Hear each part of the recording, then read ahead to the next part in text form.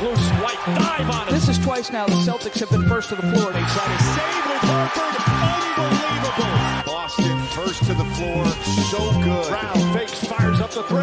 Bang! Tatum dives on the floor. Everybody dives. Jaylen Brown with the flush. Blocked by Porzingis. He's doing it all. Tatum spinning, driving, layup. Got it. Washington drives. Blocked by White. Oh, what a block from Derek White.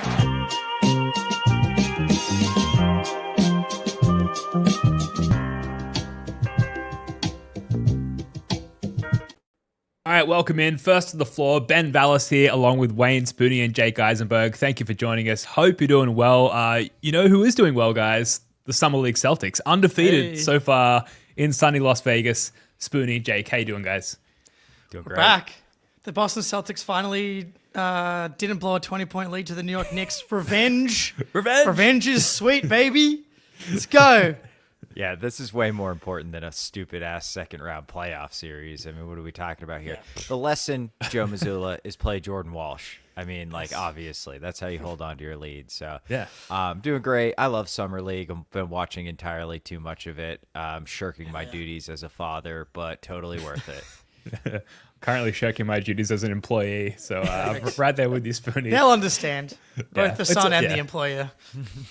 It's all hope in the Summer League. You can curb anything. Oh, Kenny Lofton Jr. like getting downhill into the paint. Okay, like we got something here. It's all vibes at Summer League. But 2-0, is this our year? 2-0. I guess it begs the question: what would you rather win, the Summer League championship or the NBA Cup?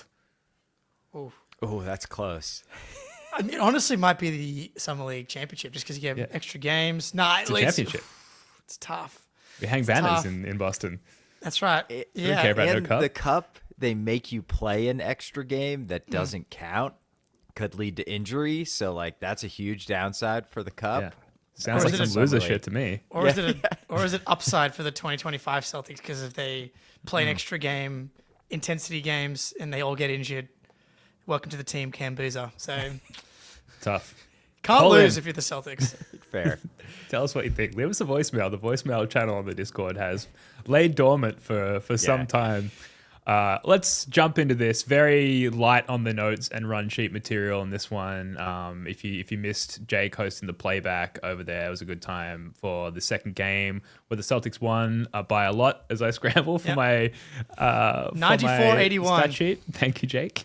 No Hugo, I suppose, was disappointing sort of jump off there in this one, but maybe we can start just running through the list of standouts from this one. Baylor Scheierman got a lot of touches, got a lot of usage in this one. Spooney and Jake, what did you think of Baylor's performance?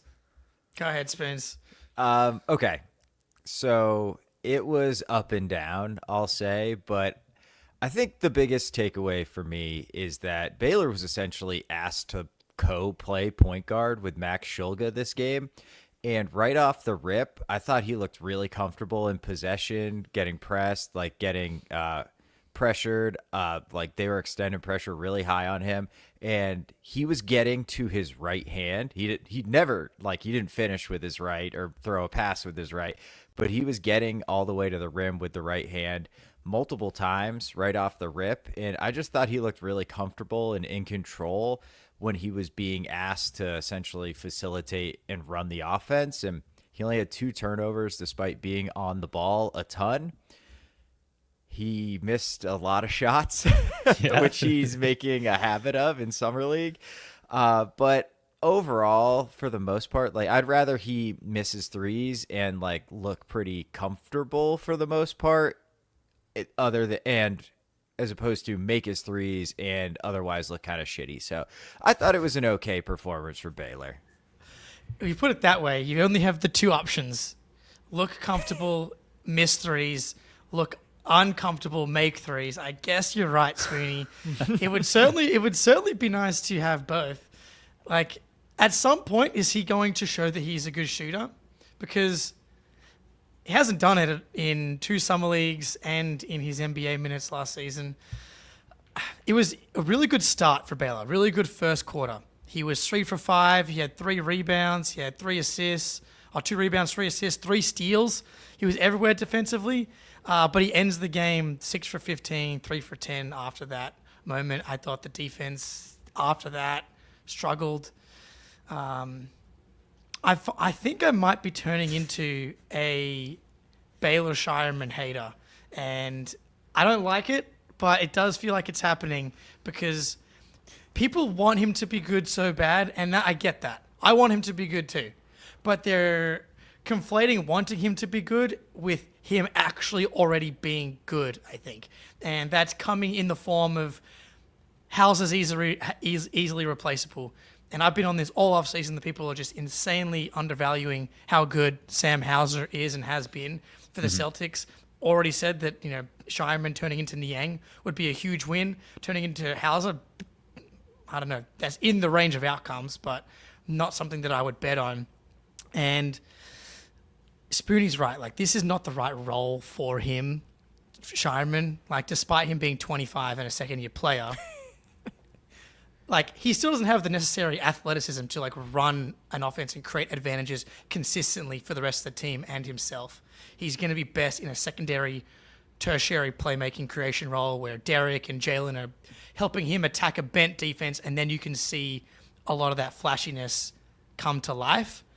But to this point, man, I mean, like, can we raise the bar a little bit, right? Let's have the expectations up a little bit for our boy Baylor. It was a better game today than game one. But if we're going to play stock up, stock down, maximum of 3 arrows up, 3 arrows down here on my sliding stockwatch scale, I don't know. I think I'm still 1 arrow down for today's performance here. I might be like whatever the emoji is, the 2 arrows pointing either go direction, side arrow. like neutral arrow direction pointing. Okay. If you benched him after 5 minutes after he got all 3 of his steals, then maybe he's trending in the right direction. But it's kind of like me in a conversation. Like, the more I say, the more idiotic I reveal myself to be. And it was kind of the case for Baylor Scheierman at this point. The more minutes, the more the stock trended downwards. And yeah, Eric Weiss nailed this in the chat, but he does have this lagging lower body where, whether it's like a deep jump shot where you can see his upper body and his arms doing like 85% of the work, though he does like occasionally like dribble penetrate, get into the lane, and then that little like one-legged pivot turnaround fade. He's barely jumping over a piece of paper in that situation as well. So there's no lift in his jump shot, and these are NBA level defenders coming at you, at least from an athleticism standpoint. Like, you've got to at least match that with some athleticism yourself. And Scheierman, from a lower body perspective, not doing that at all.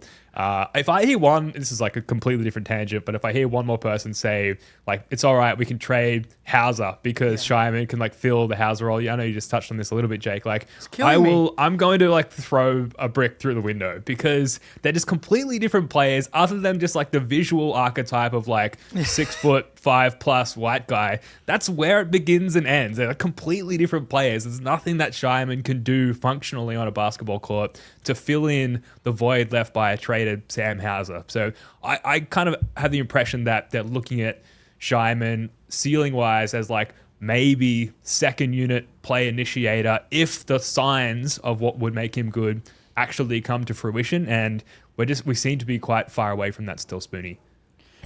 Yeah, I think that's fair. Again, like I will say, I thought like the creation side of things wasn't that bad today. I thought it was certainly an improvement, but the way he was getting into the lane, the way he was creating space is not going to be available to him against real teams. Like, he's barely carving out advantages in the Summer League.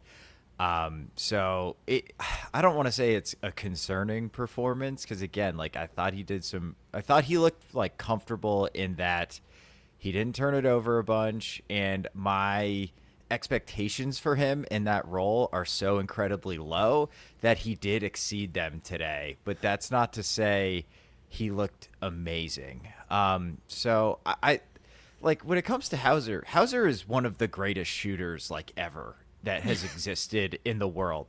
I read there was a stat, I think Vicini had it. There's like 7 dudes who shot over 43% on like 500 attempts in college. It's like Korver, Steve Novak, this dude from Creighton who I can't remember his name, Sam Hauser, and Kobe Brea, who just got drafted this year. Like, that's it. You know, like that is an entirely different galaxy and level of shooter. And Hauser has added the movement shooting, which we've not seen any of that from Baylor. when he catches the ball on the move and tries to We've shoot seen him without, yeah, we have seen We've it seen in that it. it looks horrible, yeah. Yeah. But we've not seen it successfully. When he catches the ball on the move and tries to shoot, his feet are all over the damn place. Like I don't even know what he's trying to accomplish. To me, he seems like way more comfortable with pull-ups, and like that's not really super helpful on this team to be like, okay, like you can turn that into some decent possessions, I guess, but we don't want Baylor pulling up behind the pick and roll. And his decision making in transition, where he takes these dog shit pull up threes from like 3 feet behind the line, it make me so incredibly mad. Jalen Bridges was right there, bro. Give him the ball. Dude, like, because we didn't get to talk to you, Ben, and wait, Spoonie. I forget if you were on late night as well. After you weren't last Just episode. you and Sam, yeah. But like, the mentality in game one, I was like, I'm too good for Summer League. I shouldn't be here. I'm LaMelo Ball just chucking up absolute nonsense. And at least LaMelo Ball isn't like insane shot maker. So when he takes these one-legged ridiculous shots, a lot of them go in. It's like, can you show us that you're built for the NBA before you start to play as if you don't belong? Like, let's build positive plays. Let's build positive momentum. And I thought today he played more within himself, especially early. And look, the game was a fucking just disaster across the board. If you're talking about just basketball, like the Celtics they're up 20 for most of the game, and it felt like no one was playing well besides Bridges and Kendall Brown. Like, it was the Knicks Summer League team is disgustingly bad. Yes. Just horrific. So I'll take the revenge, though. Yeah, we love it. Tyler Kolek, not the guy. Sorry, Sam LaFrance. I know that's your boy from Rhode Island, and so I don't want to get too like caught up in this, because you don't want to take too much from a game like we just watched today, because it is a fucking nightmare. But yeah, man, let's rein it in and just remember that you haven't proven anything yet in the NBA, and kind of go from there. Because I really did not like the way that he played in game one. Game two, I thought process-wise was better. Defense, still just like multiple times a game he's just getting blown by. But again, I don't know. I think they have to be trying to implement some type of high turnover scheme, because everyone's just gambling all over the place. They're pressing. Everyone's out of position. So again, that's another thing I don't want to like ding him too much on, because that seems to be a thing that they're doing schematically, which is not working, but it's clearly something that they're trying to do. Yeah, look, definitely, I don't want to shit on Scheierman too much, because, a plus 23, I don't know, how much can you read into that in a single Summer League game? But the 8 assists on, low turnovers as well, which you mentioned, Spoonie. The shot selection is probably the number one thing to ding him on. But, overall, there were like stretches where he was kind of controlling the game from an offensive standpoint. And there were stretches where he did look like he had sort of more experience NBA-wise than a lot of the other guys on the court. So definitely there were some very nice moments as well, but there were some really glaringly poor moments too, which again is par for the course in NBA Summer League. But we've got to get to our guy, Jordan Walsh. I made the somewhat hand up, admittedly clickbaity thumbnail there, but he does look vastly improved from last year. We were there, Cox Pavilion, Game 1, Celtics Summer League campaign 2024, and boy, did I regret getting off that plane from Sydney just for a little moment there after watching Walshy to begin with, because he did let us down, and this year he's certainly not doing that as well, Jake. So many things to, I think, point out from his game. Yes, the field goal percentage in this one, 2 from 10, not great, but he shot a fuckload of free throws. He got himself to the line a bunch of times. His ability to penetrate the defense and put a lot of pressure on the Knicks defense, I thought was really solid, and it does look night and day from a year ago. That's definitely the most positive thing, I think, through 2 games, is that he's generating a lot of paint touches and getting into the paint. Now, what's happening in the paint? No, not always the ball's not always going in, but I thought he generated a ton of free throws, like ethically getting downhill, trying to finish, and that's valuable. And he's done that through 2 games here, getting into good spots. And if there's better spacing, better connectiveness offensively, then maybe he's able to finish more often, or make some of the reads I think he's capable of making, and make some of the passes he's capable of making, because that's something that I liked from the very first time we saw him at Summer League, was his processing. And he had a really nice drive off a closeout in the bottom left corner in the second half, which is one of the things I want to see more than anything. Like tight contest, pump, go, and then use that athleticism. Goes up, tries to kind of like do a long scoop shot around, gets to the free throw line. That's by far the most encouraging thing.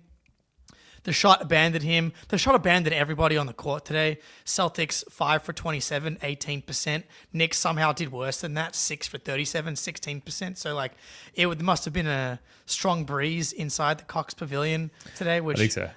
Yeah, who knows? It could have been the aura of Georges Niang, impacting the shooters on both teams there. Like when you see a shooter like that courtside, I can see how you might get flustered. Max Schulger was certainly flustered, and Jordan Walsh definitely wasn't able to convert the shot attempts. 8 for 11? Would have liked to see him make one more free throw, but and then defensively, I thought everyone's defense is just kind of all over the place. I just don't know what to do with it, which is why I said that thing about Baylor. I thought it was bad. I thought Walsh was a bit all over the place too. I don't know what to do with it, because it feels like a scheme thing. It feels like a Summer League thing. I'm just going to kind of hand wave it and hope that the defense is better in a better context. But you are seeing guys like Carter Bryant for the Spurs, for example, obviously a very different level of defensive prospect, have great success in Summer League. So you gotta kind of admit that as well. You would like to see a little more defensively from Walsh. Yeah, I thought there was some extremely high highs for Walshies defensively. And like he had a couple possessions, especially early on, where the screen navigation was just like ridiculously good. But the fouling is just pure insanity. It's so bad. He had seven personal fouls. Yeah. And frankly, a couple more that probably could have been called. It's just like, instead of just getting beat and then trying to use his speed to recover, quickness to recover, his length to recover, he just like grabs people. And that's dumb. He had one, it was a transition play. I can't remember. One of the horrible Knicks big guys had it. Like Walsh, he never had a chance at impacting this like basically breakaway dunk. He just slaps him and one. Absolutely useless, dumb foul. That's the type of foul that's going to get you yanked from the game, and you're not going to see minutes again for the rest of the game. Like, you just cannot do stuff like that. I think the offense, though, so like defensively, I'm with you, Jake. Like, we were fouling them multiple times every possession, and still committed. Like, this was just ridiculous. So like multiple guys with 4 fouls, 4 guys with 4 fouls, and Walshy with 7. So it was a mess, but there was some screen navigation stuff from Walshy that I thought was like very, very encouraging. Yeah. Offensively, totally agree. He just looks comfortable. The handle looks a little tighter. It's a little lower. He's able to sort of own his space. I think he's bulked up a little bit. He had a really sick drop-off pass to Bassey, who then completely missed the layup, got his own rebound, and got an and one, so wiped the assists off the board. And like the jumper, I think looks good. He looks a lot more sort of on balance, and his base looks a lot sturdier, and he just looks more comfortable and willing to shoot it. So I think offensively, stock up for Walshy. Defensively, giant question mark. I really just have no idea, but the screen navigation, I think, is really, really encouraging, because he's going to be able to stay in front of guys. And if he can navigate screens, he could be a hell of a point of attack defender. Yeah, look, it's absolute chaos for Walshy. It's why we love him. But like, we're always like sort of deeply tracking just any sort of improvement markers as well. And I think Mike in the chat said, like, while statistically the shot was off tonight, like it just looks and feels better. So something to keep an eye out for. But defensively, we've kind of harped on about this to some degree. Like, he was drafted as like this, upside-ish 3-and-D guy who had some of the defensive capabilities to bring already, and then we didn't necessarily see that translate to an NBA court. So to see him start to jump around screens and position himself appropriately is definitely a good sign. Amari Williams, another person we're tracking quite closely. Kind of a down tick game for Amari. I'm on two sides of the coin with Amari, because on one side, like, you can see that the feel for the game is there. The upside as far as like court awareness and the passing chops is there. Eric Weiss called this out again in the Discord. Like, he is someone who might need like fellow hoop savants around him in order to really thrive, or unless there are guys making smart enough cuts for him to be able to exercise his smart reads and passing ability, then like we're not going to really see the true Amari Williams. That said, is he even going to get himself like onto an NBA court if he can't play up to a certain level?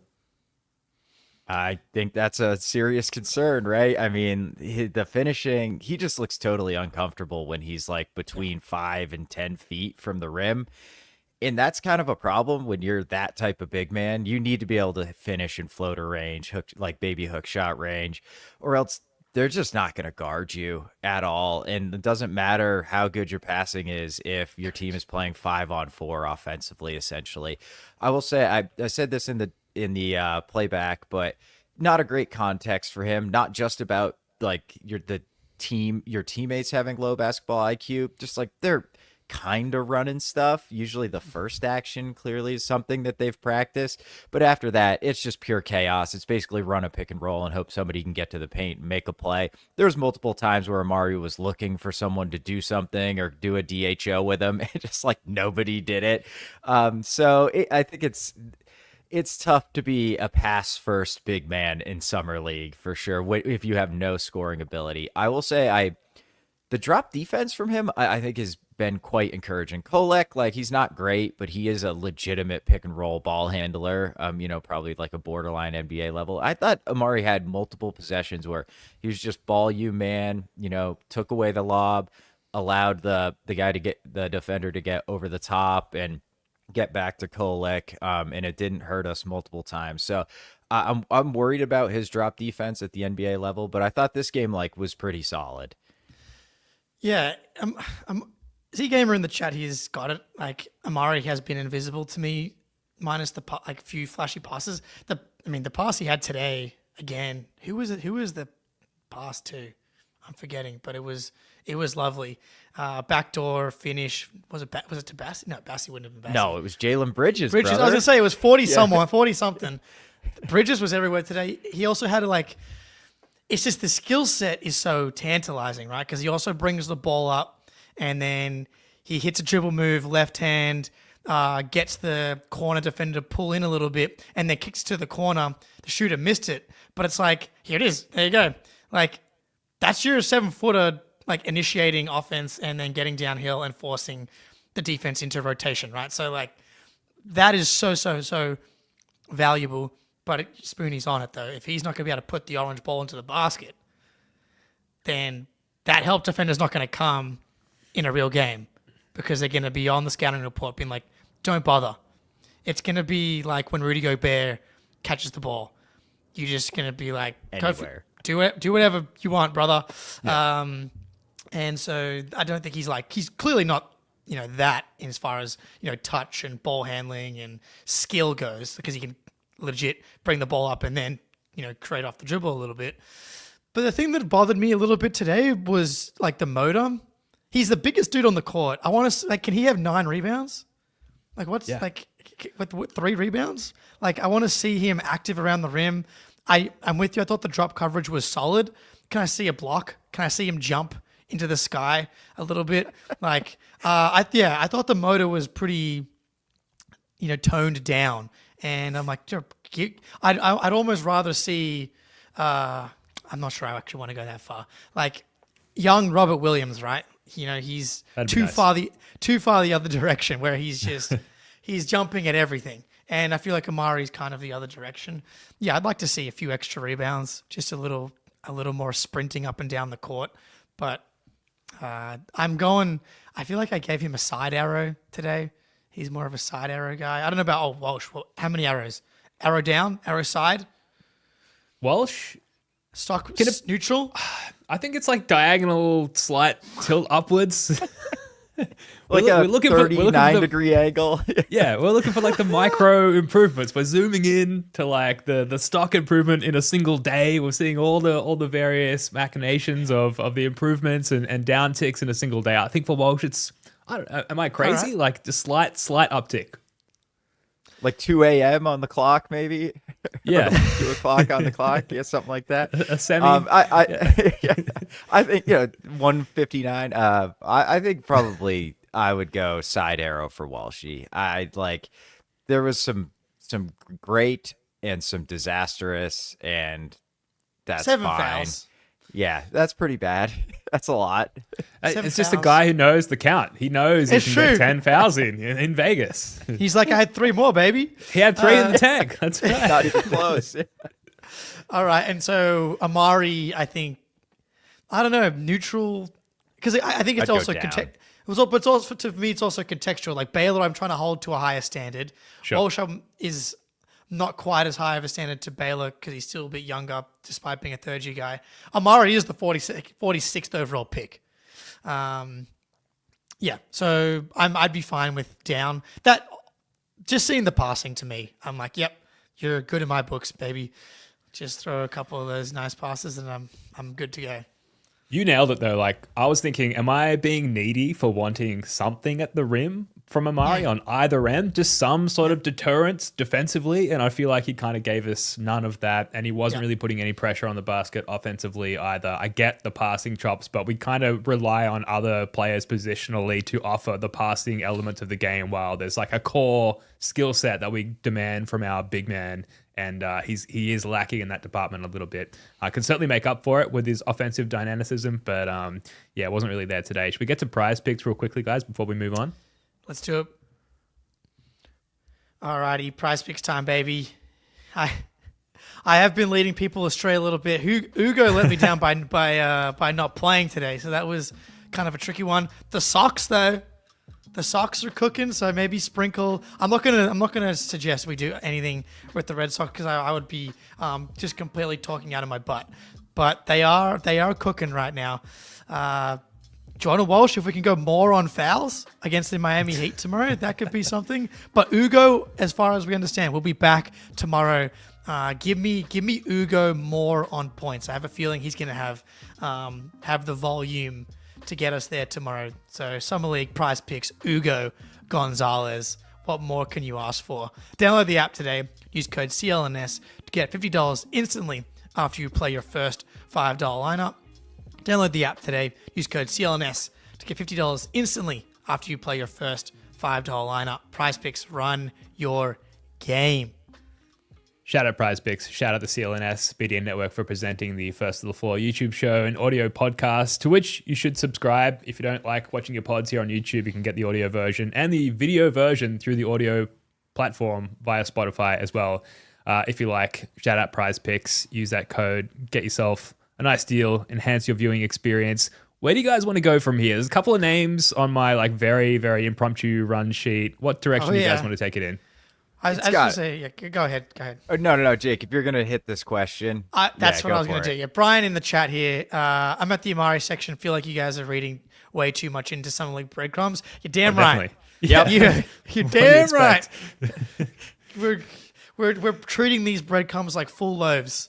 We're starving. We're on the floor with tweezers picking up the breadcrumbs and basically snorting them at this point. Yeah, give me a fucking crouton, please. I'm trying to turn croutons into a full sourdough loaf out here. Come on now. I think next has got to be Bassey. Yeah. 22 and 13, 3 blocks, 2 steals, plus 15, 4 personal fouls, few too many fouls for my taste. He certainly looks like the best big man on the roster right now. Maybe on both rosters, the actual Celtics and the Summer League Celtics. Yeah. But I'll say, he's a weird player in that I'm not really sure he does anything, particularly well, but he doesn't really have any weakness. I mean, he can't shoot, but you know what I mean? The traditional big man things. He's, pretty okay at everything. I think his rim protection, drop coverage, his instincts and those are really good. There's multiple times where he just kind of shut down the shop in the middle of the court and forced the kick out all by himself. And he gets over to block shots really quickly. I think he surprises guys sometimes that he gets over so well. And he's just a trash man and he sets good screens. Comparing Amari's screens to Bassey's are night and day. It's no wonder we look a lot more fluid with Bassey out there because he's actually making contact and creating space for ball handlers. Amari does not really do that. So I was really encouraged. I will say, remember like 2 or 3 years ago when we were hyped for Bruno Fernando in Summer League and he was like a beast, getting kind of the Bruno vibes a little bit. So I'm trying to like simmer down some, but I mean, he's looked really, really good through 2 games. You're on mute. I mean, would Bruno also not have a chance to start on the 2025 Boston Surely. Celtics? Come back. Please. I don't know. And again, it's hard in this context. I appreciate him knocking down all 6 of his free throws. That was lovely tonight. The screen setting is important. Gaza, I think I feel confident about him contributing to a positive offensive ecosystem. And when I think about this upcoming season, like one of the, like maybe the number one priority is developing the young guys on the roster and being able to do that. It reminds me of, having JD be the point guard of the G League. It's like having guys that can like help you run actual offense, so Baylor and Ugo and Walsh can actually develop and play in an offense that makes sense possession to possession. Having guys that set screens is important. And if he is already the best screen setter amongst this bunch, that's important. And he rebounds the ball. Yeah, also maybe some Kabengele vibes a little bit as well. It is a classic Summer League thing. Big, strong, old guy, gets a lot of rebounds, looks big, strong, and fast, and then gets to the NBA. And same thing kind of happened to Cater last year. Cater racked up some numbers last season, but I don't remember him being that good. Bassey certainly has a case he'll be out on the training camp roster, will be my guess, unless someone else gives him a better offer. But yeah, I don't know why you wouldn't bring him in outside of wanting your team to be worse.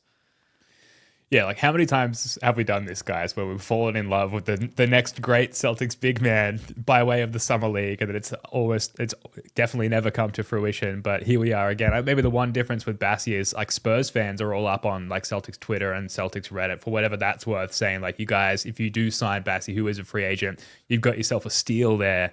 Because they're quite high on him based on his time in San Antonio. And I feel like San Antonio, like they're a pretty smart fan base. That's a great franchise, and they do know ball to some degree. So I think that's not something to ignore. What do you think? No, Jake? they were right about Derek White. They Sure. had an outpouring for Derek White. Oh, I didn't know that. I sign him. Give him a contract. That's enough. He all. said enough. That's literally all I need to know. I actually think that how a fan base, for the most part, feels about a player can be really valuable. And it's like the inverse of what's happening with Georges Niang right now, and how the Celtics fans think that he's the worst person that's ever existed, and despite him actually being good at basketball. But I think that's better. That's actually more valuable than anything we're going to learn at Summer League, probably. Yeah, for sure. He's just like fluid. He just moves around really well in like a big frame, and at Summer League, there's a ton of value to that, but I feel like we can teach him like the stuff to set screens, roll, rebound your position. Like that's not a 10-minute a game like center. I kind of think it is, and he's still kind of young. He's got upside. Nick NBA posted like, I can't remember which stat site it was, but they have like quick decision making rankings for like a letter ranking, and Bassey was like A to A+, and like basically he makes really quick decisions with the ball, which fits right in. So I haven't really noticed that aspect. I did remember him try to cross over and take a pull-up 3 at one point, which was hilarious. Late shot clock. Yeah, I know. I know. But like there's a player in there, and I think if Spurs fans are into it, man, like that's legit. That is 100% legit. Bring him in. Because we're trying to find who can be the second or third big, like, and if like that's the goal for this season. Well, I don't think we're going to find that guy this year. But if we can find the guy that can be the number 2 or even the number 3 that you feel really good about, then that would be a win from this big man rotation this season. And so bring him in. And I don't think he's swinging the win-loss column too much, like if we're being honest. So may as well bring him in. Yeah, if you can get him on a minimum, like which it sounds like almost certainly can. Like, there's nothing to lose. Speaking of breadcrumbs earlier, we do have some news breadcrumbs to get to after another ad break. But any other, like, notes from your Summer League Game 2 notebook, like Kenny Lofton Jr. and Kendall Brown, Jalen Bridges, like probably some notes on those guys. I always sort of shy away from that because it's like no matter how good you are, like you're not making the roster, so how much do we really care? But any thoughts on anything else? Yeah, I care a lot about Jalen Bridges, my guy, Of course, my fellow I West apologize. Virginian. I really loved him at WVU and at Baylor. He's a big wing that can shoot. I thought he was really interesting. He's not gonna. You're right, Ben. He's not gonna make the Celtics, but it's just nice. The dude that grew up like 15 minutes from where I'm sitting right now is like showing out on my team, kind of a version of my team. So it was fun. I thought he looked really good. It was interesting that he started after not playing at all in the previous game. So shout out JB, the real JB, the one true JB. Hopefully he plays a little bit more, even with Ugo's back. Yeah, Bridges was awesome. I thought he was a bright spot out there today, like making good decisions, hitting shots, playing with energy. He was like a breath of fresh air, honestly. This was such a shit show across the board for both teams. And I thought Bridges was really good. And both 2 games in a row now, Kendall Brown, who has actually, he played, did he get drafted? Yeah, he was the 48th overall pick for the Timberwolves in 2022, but he played for the Pacers for the past 2 seasons, I'm guessing in the G League. And 6'8", he doesn't shoot it is a problem, right? So like he's not quite big enough to play big man, and can he really be a perimeter guy if he just doesn't shoot it? But man, he's really good at getting downhill, really sturdy, really comfortable finishing around the rim. Another 11 points for him tonight. He was just really good. Shout him out. He deserves it. He's got really good defensive instincts too. Like he had a really good strip right when somebody like turned their back to post up, and he was just there, stripped them. So I'm like super impressed. He just looks really comfortable on the ball, off the ball, and defensively. Yeah, I mean, get him in the training camp, surely. Yeah. Get an extended look at the guy. But yeah, look, I guess tomorrow they play again. They play the Heat, I believe. We're going to see Hugo back on the court. We're going to see who's the other guy? Miles Norris. Yeah, the Nos Dog. Yeah, the Hugo Nosdog show. I'm looking forward to that one, guys. What are your expectations going into that one, just quickly? I'm pumped. Dude, you definitely lost a bit of juice with no Hugo out there today. Spanish Kawhi, as he's been dubbed in the Discord in the past 48 hours. So, Love that. Yeah. All Dude, right. I'm begging for more Ugo. I can't wait to see more Ugo. Got to get more Ugo. I'm not going to be able to sleep tonight. All right, well, before we get to some news nuggets, some breadcrumbs, as promised, a quick word from our friends over at Game Time. It's summertime, and there are hundreds, thousands of awesome events going on all over the country. Later this month, I'm meeting my buddy Bodie in Chicago to see Everton play the most electric football you've seen in your life. I can't wait to watch long balls from Jordan Pickford bounce to the opposing keeper for a full 90 minutes. And you know how I'm getting in the door? Game Time. It's super easy to get tickets. I just hopped on the app, searched for the game, and I was shown all the available tickets and the best deals right on my phone. Their curated deals make it even easier to find the best seats at the best prices, and their last-minute deals get you tickets right up to the start of the event and even an hour after it starts. But maybe my favorite feature is the seat view. It'll show you exactly what it looks like from any seat before you buy. So take the guesswork out of buying tickets with Game Time. Download the Game Time app, create an account, and use code CLNS for $20 off your first purchase. Terms apply. Again, create an account and redeem code CLNS for $20 off. Download Game Time today. What time is it? Game Time. Game Time rules. Use that code CLNS. Get yourself a nice deal. We'll certainly be using it when we're at Summer League 2026. If you are a Patreon subscriber, by the way, you are officially and maybe inadvertently on the 2026 First of the Floor Summer League GoFundMe page. I think we're basically all in agreement that we're diverting all the funds from Patreon into funding the next Summer League trip and getting some huge FOMO in the meantime, not being there this year. Now, we did promise some news breadcrumbs, and I suppose a good place to start is with this clip. It's a recent, I guess, recorded live stream or conversation or discussion between Jaylen Brown and Kyrie Irving. I feel like people haven't seen me at my best because Talk your shit, Jaylen Brown. we have a loaded roster. So sometimes you got to do what needs to be done as a team. So is that why you explain to the people at home, because I was there in the finals. So let's talk about it. Let's get right. I forgot about that. No, you forgot about that. Yeah. Stop! Don't do that. Forgot about Formidable that. opponent. Formidable opponent. Huh? GG's in the chat.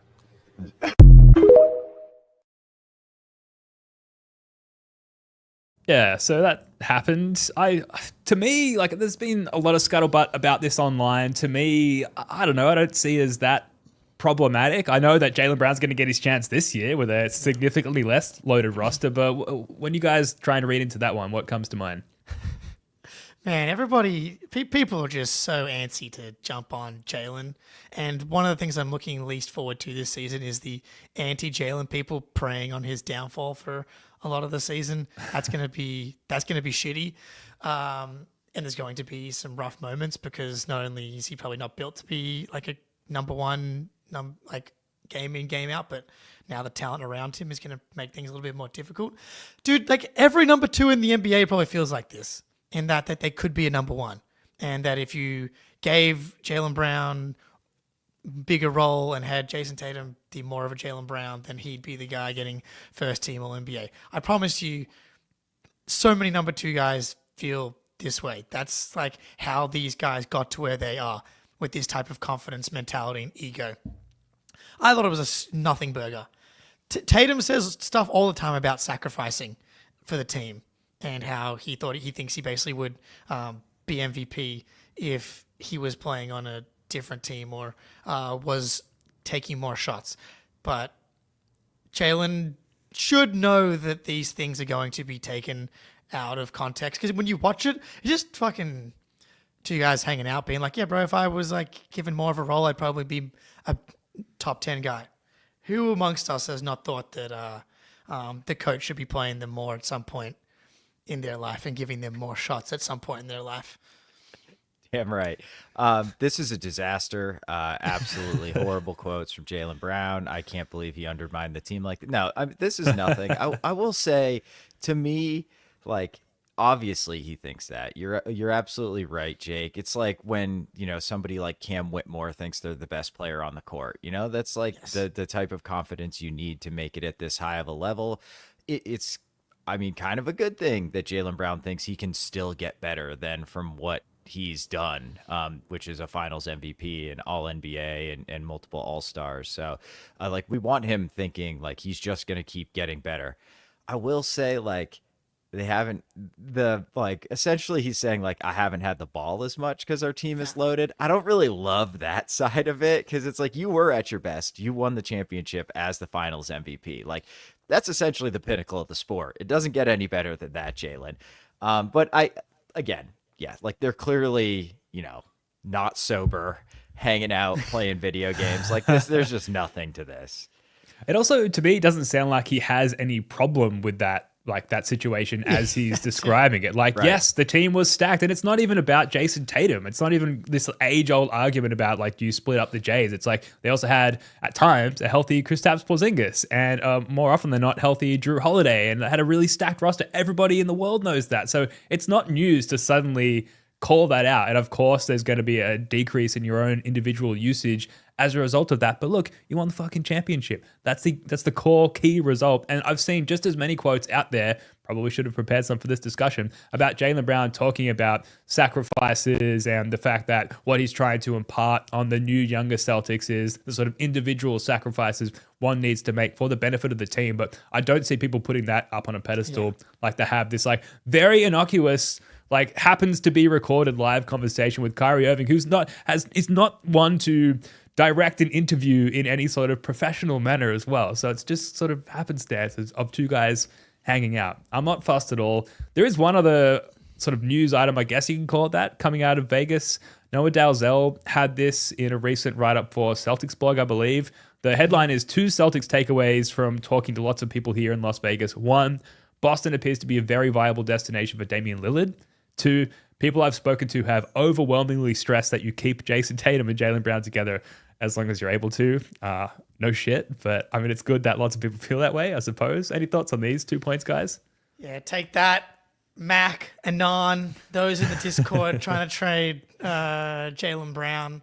But yeah, not surprising. I do think it's a great point, Ben. Like, Jalen's not saying that it's a bad thing. He loves winning. Like, this is what they want to do, and they understand. They went through it in 2019 when, with Kyrie Irving, talent and a team without sacrifice leads to a really fucking shitty experience for both the players and the fans. Dame, man, bring him in. I wonder what's similar to the Horford thing. What the holdup is. I guess guys are just like hanging out, and there's no rush to these decisions. So they're, just going off being several hundred millionaire dudes living their life, and they're like, all right, I've got 3 options. Those options aren't going anywhere. I'm just going to take my time making that decision. In the meantime, I'm going to be in Puerto Rico or the Maldives, Bali, Tasmania, who knows? But yeah, I think there's no rush. But I'm still team Dame. Bring him in. I know Spoonie's a hater, but bring him in. Yeah, I mean, on a minimum, it's whatever. I don't really care. But if it costs Jalen Bridges a roster spot, I'll never forget Brad Stevens. No, I'm curious to know exactly the context of Boston's a viable spot. Every team's a viable spot. I mean, I know what Noah's all right, getting Mr. at Lawyer, with your words. Okay. But how viable? Are we talking 5, 3, 10 teams? I would just like to know that. Obviously, I'm not criticizing Noah reporting that. It's a nice tidbit. But on the contract thing, these they're so incredibly rich. It's like me renewing my license. Shit, I really got to do that. And it's 2-3 weeks late. Oh man, I really got to go do that. They don't care. Especially Dame. He's not playing basketball next season. So he's like, right. I'm just going to sign this contract and then rehab wherever I want, basically. Yeah, and you might as well see how the other teams shape up too, what if a team you're not expecting that you want to go? What if the Blazers make a huge trade that, completely changes them into a title contender, and he's like, actually, now that's where I want to go. So there is no reason for him to sign the contract early or soon. So I don't know when it'll happen, but I suspect it'll be, could be months, could be September. Who the hell knows? If Dame is doing his rehab buddy rankings, surely JT is top of that list. Maybe Halliburton number 2, but that's got to be the calling card for Dame, right? It's to be able to rehab with the current Celtics GOAT. But I'm sure there's agents out there as well. In the case of Horford as well, trying to secure a bag, or as it pertains to minimum contracts, more of a purse. But I'm sure they're trying to square their checkbook for the offseason as well, if that is the right terminology. I'm sure it's not. I'm out of items to discuss, guys. Have you got anything else before we wrap up?